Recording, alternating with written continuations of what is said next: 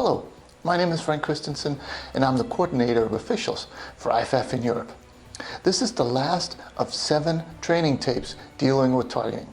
And today we're looking at 913, crown of the helmet hits. So we'll look at how to recognize it, how to call it, and what do we need to call.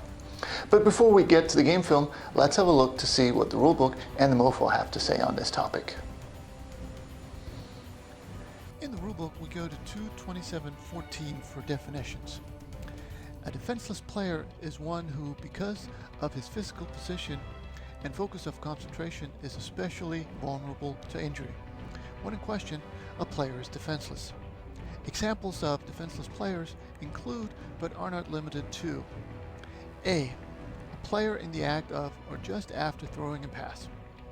B, a receiver attempting to catch a forward pass or in position to receive a backward pass, or one who has completed a catch and has not had time to protect himself or has not clearly become a ball carrier.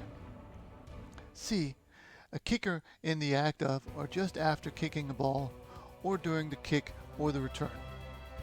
D, a kick returner attempting to catch or recover a kick, or one who has completed a catch or recovery and has not had time to protect himself or has not clearly become a ball carrier. E, a player on the ground. F, a player obviously out of the play. G, a player who receives a blindside block. H, ball carrier already in the grasp of an opponent and whose forward progress has been stopped. I, a quarterback anytime after a change of possession. And J, a ball carrier who has obviously given himself up and is sliding feet first.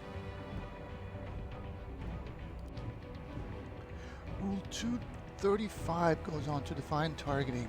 It says, targeting means that a player takes aim at an opponent for purposes of attacking with forcible contact that goes beyond making a legal tackle or legal block or playing the ball. Some indicators of targeting include, but are not limited to: A, launch. A player leaving his feet to attack an opponent by an upward and forward thrust of the body to make forcible contact in the head or neck area.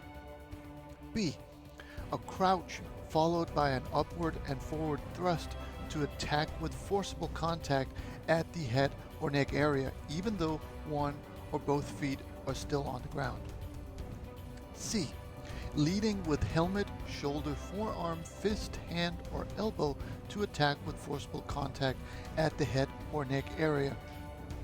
And D, lowering the head before attacking by initiating forcible contact with the crown of the helmet. In Rule 913, crown of the helmet is defined. No player shall target and make forcible contact against an opponent with the crown of his helmet.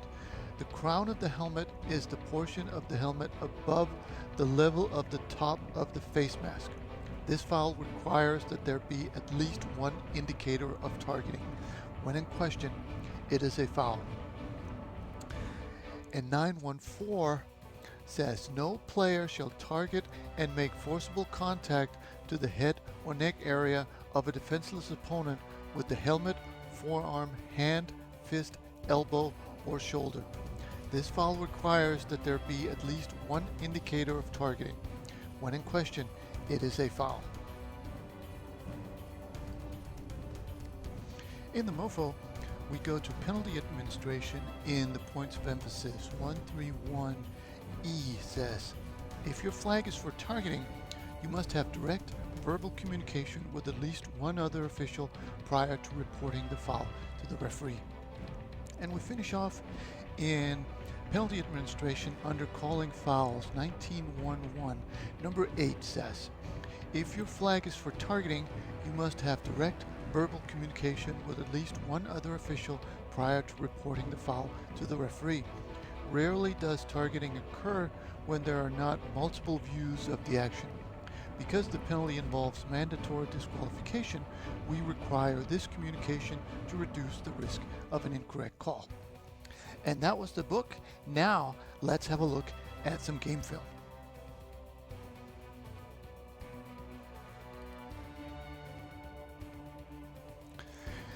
In these plays, we're looking at obviously hitting with the crown of the helmet. I think here, it can be tough to see because it happens so fast, but right there, I think you can see the guy coming in, the linebacker there. He certainly has his head down. He's leading with the helmet, and not that it's necessary in this situation, but he also hits um, forcibly to the receiver's head or neck area. But even if he came in lower than this, would still be a foul if he comes in hitting with the helmet itself. So right now we're not necessarily looking at a defenseless player. We're only looking at the defender coming in, lowering his head, and making forcible contact with the helmet, which certainly happens here. So this would be a correct call for targeting 913. So where the previous one wasn't late in itself, had it not been for the crown of the helmet, here I think we have both a late hit and we also have a forcible hit with the crown of the helmet. Certainly, the runner's down here. He comes in with completely helmet first, and I think if you look at the runner's helmet, you can also see how that moves as a result of this forcible contact. And again, it doesn't have to be contact to the runner's head. It could be anywhere. It could be the torso. As long as it's forcible contact with that crown of the helmet when he comes in leading with that helmet, that is the indicator. So here we've got a late hit. We have a targeting with the crown of the helmet.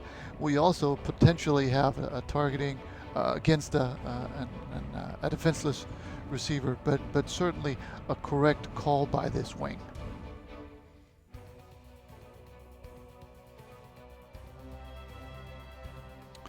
Once again, we're looking at the runner, or rather what happens to the runner. The linebacker is going to come in, or flying in, and right there he's going to make contact with the crown of his helmet, or at least enough of his helmet that this is a targeting. And again, we have the defenseless player, we have forcible contact to his helmet, so that is also a foul, but we also have the forcible contact with the crown of the helmet. So this is a correct call, whether you call 913 or 914.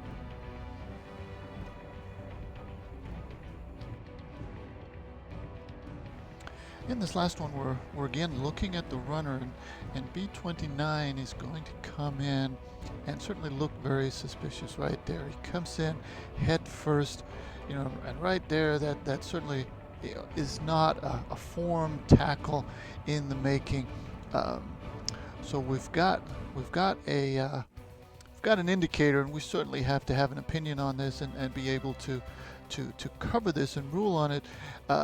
However, I think he gets off the hook because he does not make forcible contact. It appears that he just kind of rolls over the runner. So he probably just got lucky there. Had he made forcible contact, there certainly would be targeting with the crown of the helmet. But here I think the officials do a good job of letting it go because it just isn't enough for a foul. And that was the training tape. I hope the different examples made sense, and I hope you found something you can use on the field.